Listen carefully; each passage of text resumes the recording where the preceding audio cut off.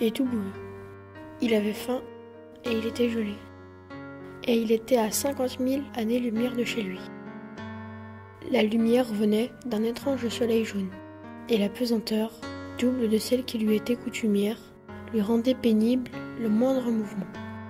Il se leva pourtant et inspecta les alentours. Depuis quelques dizaines de milliers d'années, la guerre sévissait dans cette partie de l'univers, figée en guerre de position. Les pilotes et leurs astronautes avaient quitté la place, et seuls les fantassins occupaient le terrain. Depuis des milliers d'années, tous les jours, il occupait ce terrain. Cette planète devenait un sol sacré, un sol à défendre, puisque les autres y étaient aussi. Les autres, c'est-à-dire la seule race douée de raison de la galaxie. Des êtres monstrueux, ces autres, cruels, hideux, ignobles. Il était trempé et boueux. Il avait faim et il était gelé. Mais les autres étaient en train de tenter une manœuvre d'infiltration. Et la moindre position tenue par une sentinelle devenait un élément vital du dispositif d'ensemble. Il restait donc en alerte, le doigt sur la détente. À 50 000 années-lumière de chez lui, il faisait la guerre dans un monde étranger, en se demandant s'il reverrait jamais son foyer.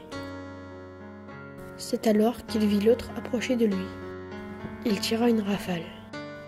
L'autre fit un bruit affreux et étrange, s'immobilisa et mourut.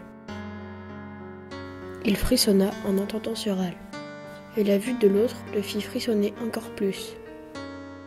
On devait pourtant en prendre l'habitude à force d'en voir, mais jamais il n'y était arrivé.